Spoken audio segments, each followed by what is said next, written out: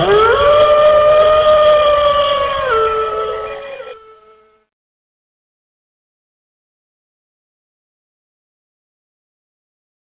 have a story. It isn't mine, but it happened to my uncle.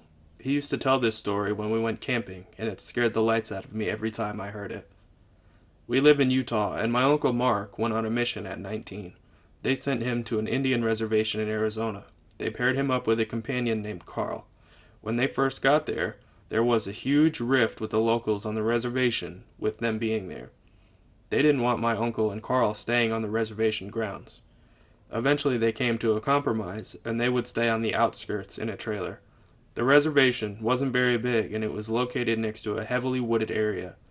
The first night, they were trying to sleep when all of a sudden their trailer started to shake violently back and forth. Startled and not sure what was happening, they climbed under the table for cover. Mark could distinctively hear someone pushing it from both sides of the trailer, like a group of people. After about 5 minutes, it stopped. That next day, they made rounds on the reservations and were talking to the locals. Carl made a comment to one of the families that their trailer was shaking the night before. The family got very quiet and then told them they had to leave. They thought it was strange, but didn't think much of it. The next night it happened again. They awoke to their trailer shaking back and forth. Again, they climbed under the table until it stopped. This went on for 2 more nights. Anytime they tried to talk to anyone about it, they got quiet and told them to leave. Mark started thinking that, due to the tension of their arrival, the locals were doing this to scare them off the reservation. They then go into a convenience store and they were talking together about how frustrated they were with the situation.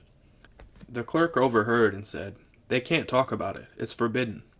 Confused, they ask him, "Can't talk about what?" The guy continues to tell them about skinwalkers. He says they are evil demons that were once Native American witches. If they talk about it, the skinwalkers will come for their souls. They just walked out of there baffled, thinking it was another scare tactic. So that night, when the shaking started again, my uncle decided to be brave and confront them. He went to the trailer door, flew it open, and yelled, "Hey!" When he did that, he saw 3 animals run off. 2 were wolves and 1 was a bear. But they looked strange, almost with human features. As he watched them run towards the trees, all 3 stood up in 2 legs, and walked slowly towards the trees, making a human, cackling laugh. It scared him so bad that they called their mission president the next morning and asked to be moved. They were relocated that day, and for a year nothing happened. One day they announced that Carl was being relocated to another city, and Mark was getting a new companion, Jimmy. They had to drive for about an hour to pick Jimmy up from the airport. The road they traveled went through the boundaries of the reservation. They arrived at about 8 p.m. and met Jimmy, and they went to leave. The mission president tells Jimmy, "We are driving through a dangerous area at night, so we can't make any stops. If you need to use the restroom, you need to go now." Jimmy says, "I'm fine." The mission president gets serious enough to even freak out Mark. "I am not kidding. Go do your business." Jimmy was insistent that he was fine, so they hit the road, and as they were about 30 minutes into the drive, they were going through the area of the reservation boundaries. Jimmy starts complaining that he needed to pee badly. The mission president says, "We cannot stop here. You'll have to hold it." Jimmy keeps going on, "I really can't hold it." So the mission president stops the car and says, "Okay, but you will do your business next to the car. And if I say get into the car, you better get into the car fast." With a look of confusion, Jimmy says, all right. Opens the door and starts to do his business. About 5 seconds later, the mission president says nothing and just yanks Jimmy into the car and floors it. Jimmy and Mark start freaking out. "What is going on?" The mission president says nothing and just increases his speed. All of a sudden, Mark sees something next to the car to his right. A giant wolf-looking man was running on 2 feet next to the car. Mark looked at the speedometer and they were going over 60 miles an hour, and still increasing. The wolf creature kept right next to the car for 10 minutes until it finally took off into the trees. Shaking, Jimmy gets out of the car when they arrive. They didn't speak through the whole ordeal and says, "What did I just see?" The mission president says, "Next time, when I tell you to take care of your business, you take care of your business." Number 2. In December 2018, my ex and I split up after 7 years in a relationship. I was new to the dating game, so I didn't want to just jump into it. In February, I met a guy at the bar we regular. The second time I met him, we exchanged numbers. By the end of March, I was feeling pretty comfortable and invited him to a party at my house. He stayed after the party, and one thing led to another, and well, after it was all said and done, I had a pretty weird vibe. He was too pushy, and it made me uncomfortable, so I asked him to leave. I planned to never speak to him again. That is until he started to text me from random numbers. He would say things like, "Hope you're having fun fishing," when I didn't post anything on social media I was fishing. "I hope the movie was good," when I hadn't posted anything online that I was at the movies. He would text me and ask where in the bar I was at different bars when I had never told anyone or posted where we were going. We had no mutual friends, so he was following me. The final straw was when my friends took me to Washington, D.C. for my 25th birthday celebration. We bar hopped all over the city. Around 2:30 a.m., we came out of the last bar, and we decided to get cookies across the street. As we were coming out of the cookie shop, guess who pops up? You guessed it, he does. Then he goes, "I hope all those bars you were at were fun. I wanted to say hi earlier, but since you hadn't been replying to my messages, I didn't want to freak you out." I was terrified. My friend's husband thankfully stepped in and called him out and threatened to call the police. I changed my number and moved. Thankfully, I haven't heard from him since. So to the guy I mistakenly had my first ever one-night stand with, let's never meet again. Number 3. I live in a split-level house with my boyfriend, and our bedroom is upstairs. In our bedroom, we have half a window that overlooks the lower split of our house, meaning that there is a roof that comes right under our window. The window also overlooks our backyard, which is all woods and no neighbors. We never see anyone back there, which is the reason we didn't have any blinds on it. It was late one night, and we were in bed fooling around with the lights on. We carried on and hung out and relaxed in bed for an hour or so, and then decided to call it a night. We flipped the lights off and were falling asleep, and about 5 minutes after turning off the lights, we hear a man's voice from outside the window, and he says, "Good night." We both were frozen in place, and I mustered the courage to say to my boyfriend, "Did you hear that?" He responds that he did and hops out of bed. He then goes downstairs and gets his gun out of the safe and goes out into the backyard while I call the police. He searches the roof and the yard for a while, but finds no one. He returns in the house and places his gun in our armoire instead of the safe, next to a MacBook Air and $1,000 cash. The police came to take a report. My boyfriend and I have a sleepless night. The next morning we go to work as usual. Thankfully, my boyfriend returns home first to find that our house has been broken into and completely destroyed. Everything is thrown apart, as if someone was looking for one specific thing. Drawers were turned upside down, closets ransacked, cushions off the furniture, etc. My boyfriend calls the police, and while waiting for them to arrive, he assesses the damage, looking for missing items. A sinking feeling sets in as he realizes the only thing missing in the house is the gun he went out with the night before. When I say only, I mean only, not even the stack of cash laying next to the gun. After this happened, we got security cameras, motion sensor lights on the outside of our house, and blinds. The police never found the guy or the gun, and we are lucky we haven't had anything related happen again. The question still haunts us though. How long has he been there? How long has he watched us? Was it just this one time? Had it been since we moved in? Where was he hiding while watching my boyfriend look for him carrying that gun? What creepy message was he trying to send by only stealing the gun? I still can't shake the sing-song voice saying goodnight. Number 4. I had gotten out of an 8-year abusive relationship and met someone on a popular online dating app. To be honest, I wasn't looking for anything serious, just someone to go watch a movie or have a drink with every now and then. I had 2 boys and was happy living a peaceful life on my own after going through hell. So I meet this guy who's just a couple years older than me, and he had turned his whole life around. When he was younger, he used to be in gangs and drugs, and now he was working out and staying really fit and doing family stuff. I guess you can say I felt protected by him. He was a hard worker, self-sufficient, had a son, and he loved going to the gym every day. I myself had kind of a crazy past, but overcame it, so it seemed to be a good fit. We would go to dinner, movies, and normal dating stuff, but he eventually wanted to spend more and more time together, and I was having trouble giving up all my free time for him, and he would get angry about this, like really angry.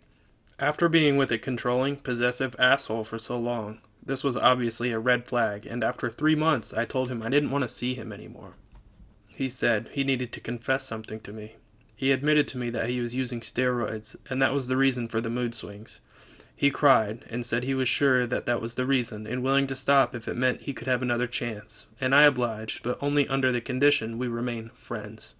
Things were okay for a while. We saw each other maybe every other week, and he started wanting to see me every week, which I told him that I was not interested in being anything other than friends at the moment, since I was not ready for a relationship.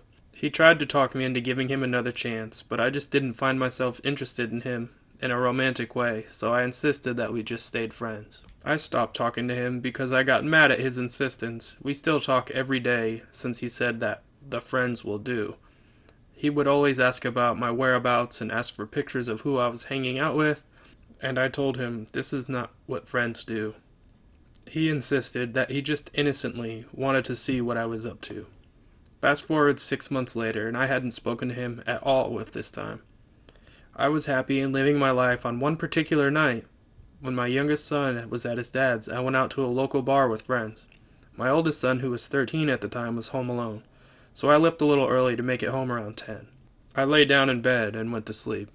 So, a little info on my living situation.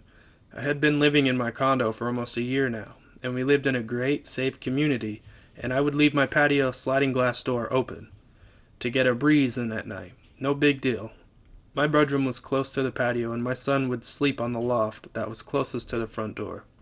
I'm dead asleep when I suddenly feel someone slowly sit on my bed. I'm laying in bed wondering why my son would come sit on my bed so slowly. He wouldn't. I turn around and it's not him. It's Mario, not his real name, laying down in bed next to me. I sit up and ask him how he got in. He's not answering me. He says, "I needed to talk to you." I said, "Okay. When you need to talk to someone, you don't sneak into someone's room. You call them. You leave a note for them. Literally anything but this." I'm thinking I'm gonna kill my kid for letting him in. He said I didn't have your number anymore and I needed to talk to you before it's too late. I didn't even entertain the before it's too late bit because I was livid, but something told me to keep my cool. I sit up and say, "Look, I really want to talk to you too, but not like this. Please just leave and I promise we will talk tomorrow. Call me tomorrow." He gets up and walks over to my side of the bed and starts rubbing my shoulders and is slowly making his way to my neck. He says, "Do you really want to talk?" I look him in the eyes and say, "Yes, I've been wanting to talk to you, but not like this. Please call me tomorrow." He stares at me while rubbing my neck and goes down to my shoulders and says, "Okay." This motherfucker proceeds to exit through my patio door and jumps my patio wall, which tell me that is exactly how he got in. I freak the fuck out. I check on my kid. He had no idea what was going on. I locked all my doors and I don't sleep the rest of the night. The next day I text him and tell him that if I ever see him near me or in my complex, I will call the police and never contact me again. If you're wondering why I didn't call the cops to begin with, I knew he had a gun, so I was scared of being retaliated against for being a snitch. I figured if I called the cops, they would probably not do much or just let him out, and I was afraid of what he would do to me after. Either way, he left me alone and I didn't hear from him for years. 4 years later, I'm going through Facebook, and I see his face and the people you may know. I click on the picture and I notice that it looks like a jail picture. You know, those pictures where the guys are clearly in jail. I scroll down the page, and his most recent post is him posting his address for his family members to write. A prison address. So I Google his name, and sure enough, the article after article of all the same headlines. Man arrested on suspicion of killing girlfriend. About 2 years after him and I dated. He shot and killed the girl he was dating. That could have been me, and I feel like shit thinking that if there was anything I could do to stop him.